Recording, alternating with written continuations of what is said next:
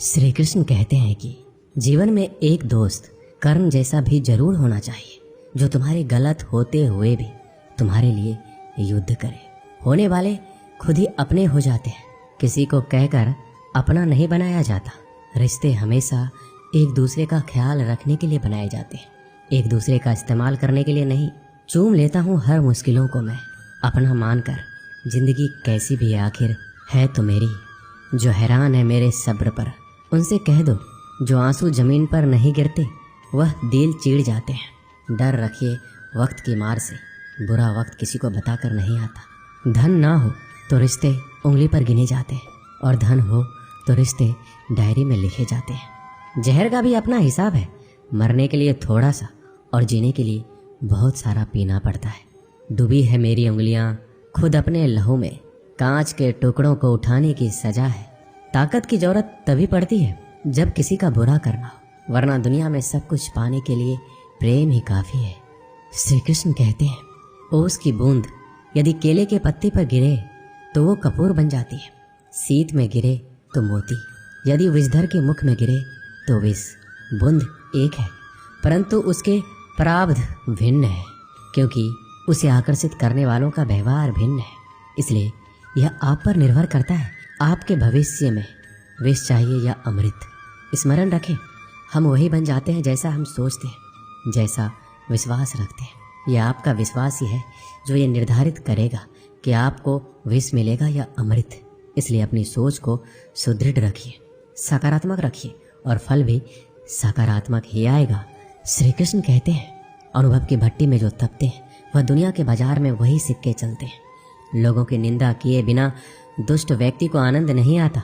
जैसे कौवा सभी रसों का भोग करता है, परंतु गंदगी के बिना उसकी तृप्ति नहीं होती। जिंदगी एक बार मिलती है, ये बिल्कुल गलत है। सिर्फ मौत एक बार मिलती है, जिंदगी तो हर रोज मिलती है। जब सोच में मोच आती है तब हर रिश्ते में खरोच आ जाती है। समय एक ऐसी गाड़ी है जिसमें ब्रेक भी नहीं और रिवर्स गियर भी नहीं है। जिम्मेदारियों की एक खूबी होती है, यह आपको कभी बिगड़ने नहीं देती। कानून की जरूरत बुरे लोगों के लिए है, क्योंकि सभ्य लोग तो शर्म से ही मर जाते हैं। किसी की तारीफ करने के लिए जिगर चाहिए। बुराई तो बिना हुनर के भी किसी की जा सकती है। मेरी खामोशी से किसी को कोई फर्क नहीं पड़ता, और शिकायत में दो शब्द कह दूं तो वह चुप जाते हैं।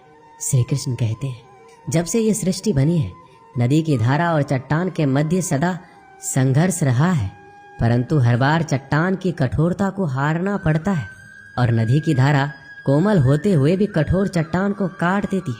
कभी सोचा है ऐसा क्यों होता है? चट्टान इतनी कठोर और जल इतना कोमल, चट्टान इतना दृढ़ लेकिन जल इतना लचीला होने पर भी सदा जल कठोर चट्टानों के माध्यम से अपना मार्ग बना ही लेती है।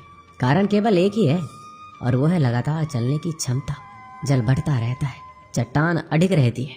इसी कारण जल चट्टान को काट कर मार्ग बना लेता है। इसीलिए लगातार चलते रहें, रोकिए मत, क्योंकि चट्टान जैसी हर समस्या को आप भी जल की तरह काट सकते हैं। श्री कृष्ण कहते हैं हम क्या करते हैं इसका महत्व कम है, किंतु हम उसे किस भाव से करते हैं इसका बहुत महत्व है। फल कुचलने का हुनर भी सीखिए। सांपों के खौफ से जंगल नहीं छोड़ा करते। उदास तो बहुत रहे मगर कभी जाहिर ना किया सब ठीक है, बस इसी शब्द ने सब संभाल लिया। अनुमान गलत हो सकता है, पर अनुभव कभी गलत नहीं होता, क्योंकि अनुमान हमारे मन की कल्पना है और अनुभव हमारे जीवन की सीख। अगर लड़ना ही है तो अपने कड़वे स्वभाव से लड़ो, जो किसी को अपना नहीं होने देता। गुस्सा बहुत चतुर होता है, अक्सर कमजोर पर ही निकलता है। धूप बहुत कड़ी है, बदन जल रहा है, कुछ तकलीफ जरूर है, पर घर चल रहा है। वक्त वो तराजू है जो बुरे वक्त में अपनों का वजन बता देता है। जिसमें नुकसान सहने की ताकत हो वही मुनाफा कमा सकता है, फिर चाहे वह कारोबार हो या रिश्ते। श्री कृष्ण कहते हैं जिम्मेदारियां भी खूब परीक्षा लेती है, जो निभाता है उसी को परेशान करती है। कहीं ना कहीं कर्मों का डर है, नहीं तो गंगा पर इतनी भीड़ नहीं होती। जो कर्म को समझता है उसे धर्म को समझने की जरूरत ही नहीं। पाप शरीर नहीं करता, विचार करते हैं, और गंगा विचारों को नहीं सिर्फ शरीर को धोती है। शब्द का महत्व तो बोलने के भाव से पता चल जाता है, वरना वेलकम तो दरवाजे के गेट पर भी लिखा होता है। मन की लिखूं तो शब्द रूठ जाते हैं, और सच लिखूं तो अपने रूठ जाते हैं। जिन पैसों में अपनी मेहनत की महक ना हो, वह पैसा सुख के साधन तो दे सकता है, लेकिन मन को शांति नहीं। बचपन कितना खूबसूरत था, तब खिलौने जिंदगी में थे और आज जिंदगी खिलौना है। श्री कृष्ण कहते हैं, आपने किसी फल को पेड़ से अलग होते हुए देखा है? बड़ा दुख होता है जब आप अपने उद्यम से अलग होते हैं, परंतु ये दूरी भी आवश्यक है। आप फल को ही ले लीजिए। अपने जीवनदाता वृक्ष से अलग होकर ये न केवल किसी की भूख शांत करेगा, अपितु इसके भीतर के बीज से एक नए वृक्ष का सृजन भी होगा और कई फल उगेंगे।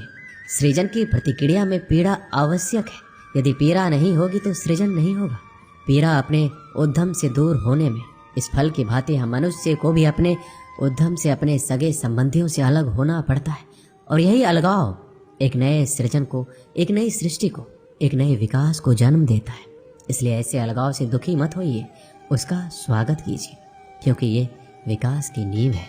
श्री कृष्ण कहते हैं, गलत फहमी में जीने का मजा ही कुछ और है, वरना हकीकतें अक्सर रुला देती है। जब तक रास्ते समझ में आते हैं तब तक लौटने का वक्त हो जाता है। यही जिंदगी है। प्यार नहीं बिकता किसी के लिए, मगर इंसान बिक जाता है अपने मतलब के लिए। जब तक किसी अपने से धोखा ना मिले तब तक समझ नहीं आता कि जिंदगी क्या है। काश उस जाते हुए वक्त को रोक सकते, आपके साथ गुजरा हुआ हर समय जोड़ सकते। मुझे नफरत पसंद है, लेकिन दिखावे का अपनापन नहीं। शीशा कमजोर बहुत होता है, मगर सच दिखाने से घबराता नहीं है।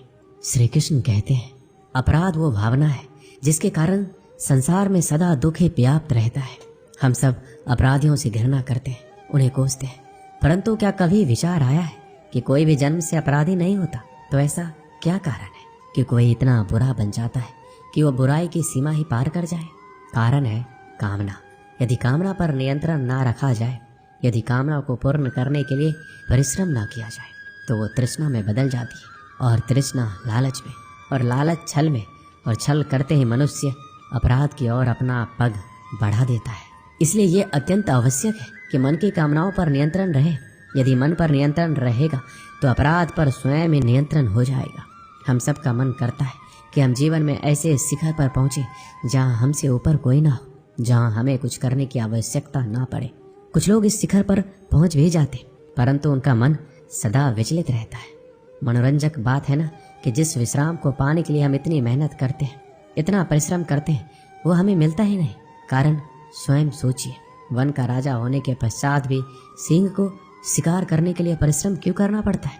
क्योंकि राजा होने का अर्थ ये नहीं कि वो सदा सोता रहे और मृग स्वयं उसके समक्ष आकर कहे, आइए महाराज, मुझे खाकर अपनी भूख मिटाइए। तो ये समझ लीजिए, कार्य आपके परिश्रम से संपन्न होते हैं, केवल कामना से नहीं। यदि आप नीचे हैं तो सदा स्मरण रखिए कि आपका परिश्रम ही आपको ऊंचाइयों पर ले जाएगा, और यदि आप ऊंचाई पर हैं तो वहाँ पर भी रहने के लिए आपको निरंतर परिश्रम करते रहना होगा। अर्थात परिश्रम से मुक्ति नहीं है, क्योंकि परिश्रम ही जीवन है। भगवान श्री कृष्ण कहते हैं कि डरो मत, ईश्वर हमेशा तुम्हारे साथ है। जब कभी हमारे मन में डर पैदा होता है तो हम भयभीत हो जाते हैं और कई सवाल मन में उथल पुथल मचाने लगते हैं कि अब क्या होगा, कैसे होगा, क्या हम हार जाएंगे या फिर कहीं ये अंत तो नहीं। हमें अपने आसपास वो सभी चीजें दिखाई देने लगती है जो वास्तव में होती ही नहीं है। हमारे मन की कल्पना ही हमारे मन के डर को जन्म देती है, और ये डर हमारे वर्तमान और भविष्य को नष्ट कर देता है। अक्सर हमने देखा होगा कि संसार में सभी लोगों को किसी न किसी वस्तु का या फिर किसी न किसी व्यक्ति का डर हमेशा ही सताता रहता है, और जो सबसे बड़ा डर मनुष्य के मन में घर कर लेता है वो होता है मृत्यु का डर, जो हर एक व्यक्ति को आजीवन परेशान किए रखता है। आपने देखा ही होगा कि माता पिता अपने मृत्यु से पहले अपने बच्चों के लिए वो सब कुछ करना चाहते हैं जिससे उनके बच्चों को अपने भविष्य में किसी तरह की परेशानी ना हो और जो उनके जीवन को सरल बना सके। लेकिन क्या ये सही मार्ग है? क्या इससे उनकी संतान अपने भविष्य के प्रति इस डर के भाव को खत्म कर सकती है? भगवान श्री कृष्ण सदैव कहते हैं कि हम अपने जीवन काल में बहुत से कर्म करते हैं, लेकिन जो कर्म हम पहले से करते आ रहे हैं, अगर उससे कुछ अलग करना चाहते हैं तो हमें हमारी हार का या फिर हमें असफल होने का डर सताता है, और हम बिना परिणाम जाने ही अपने मन में ये सोच लेते हैं कि कुछ ना कुछ जरूर बुरा हो जाएगा, और यही भाव हमें डर की स्थिति में पहुंचा देता है।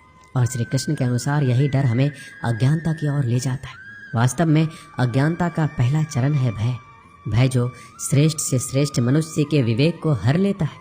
जरा स्वयं ही अनुमान लगाइए कि कोई आपको तैराकी के लिए कह दे, लेकिन आज से पहले आपने कभी भी तैराकी नहीं की है, तो आप अपनी तैराकी सीखने से पहले ही अपने मन में यदि ये डर बैठा लेते हैं कि कहीं आप डूब ना जाए या फिर आपके साथ कोई अनहोनी ना हो जाए, तो आजीवन आप तैराकी सीख नहीं पाएंगे, अज्ञान रह जाएंगे। फिर चाहे आपके पास ब्रह्मांड का सबसे उत्तम गुरु ही क्यों ना हो। श्री कृष्ण कहते हैं, इस डर को पीछे छोड़कर सफलता के मार्ग पर बढ़ना जरूरी है। यदि हम अपने डर से पीछा छुड़ाना चाहते हैं तो हमें अपनी आरामदायक स्थिति को त्यागना होगा। जब तक हमारा मन स्वयं को कष्ट देने से डरता है, तब तक हमें कुछ भी नया करने से पहले या हार जाने का या फिर कोई अनहोनी हो जाने का भय सताता है। इसलिए यदि हम डर को जीतना चाहते हैं तो हमें डर का सामना खुद ही करना होगा और अपने हृदय को कठोर बनाना होगा। तब जाकर हम इस डर की परिस्थिति से बाहर आ जाएंगे। श्री कृष्ण कहते हैं, अगर हमें अपने डर पर विजय प्राप्त करनी है तो हम परिणाम की चिंता नहीं करते हैं। कर्म करते जाओ, फल की चिंता मत करो। समय आने पर फल आपको अपने आप ही मिल जाएगा। और यदि हम फल की चिंता किए बिना स्वतंत्र रूप से कर्म करते हैं तो निश्चित ही परिणाम में स्वादिष्ट फल चखने के लिए मिलते हैं। इसी स्थिति को यदि आप कलयुग के अनुसार देखेंगे तो श्री कृष्ण स्वयं कहते हैं कि कोई भी परिस्थिति हो, कैसी भी हालात हो, वो सदैव जीव आत्मा के साथ रहते हैं और अपना कर्म करते जाओ और भयभीत होने की कोई भी आशंका मत छोड़ो, क्योंकि वो सदैव अपनी संतान के साथ में है। फिर आप कैसी भी मुश्किल परिस्थिति में हैं, चाहे कितनी भी दुर्गम हालात हो, चाहे ब्रह्मांड में हो, दुनिया में हो, कोई आपका साथ दे या ना दे, लेकिन ईश्वर सदैव आपके साथ रहेगा। एक गांव में एक किसान रहता था। उस गांव के बाहर एक छोटा सा खेत था। एक बार फसल बोने के कुछ दिनों बाद उसके खेत में चिड़िया ने घोंसला बना लिया। कुछ समय बीता तो चिड़िया ने वहाँ 2 अंडे भी दिए। उन 2 अंडों में से 2 छोटे छोटे बच्चे निकल आए।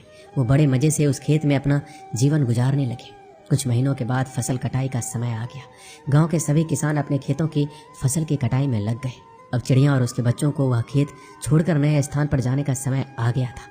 एक दिन खेत में चिड़िया के बच्चों ने किसान को ये कहते सुना कि कल मैं फसल कटाई के लिए अपने पड़ोसी से पूछूंगा और उसे खेत में भेजूंगा।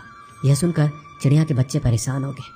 उस समय चिड़िया कहीं गई हुई थी। जब वो वापस लौटी तो बच्चों ने उसे किसान की बात बताई कि माँ, आज हमारा यहाँ अंतिम दिन है, रात में हमें दूसरे स्थान के लिए यहाँ से निकलना होगा। चिड़िया ने उत्तर दिया, इतनी जल्दी नहीं बच्चों, मुझे नहीं लगता कि कल खेत में फसल की कटाई होगी। चिड़िया की कही बात सही साबित हुई। दूसरे दिन किसान का पड़ोसी खेत में नहीं आया और फसल की कटाई नहीं हो सकी।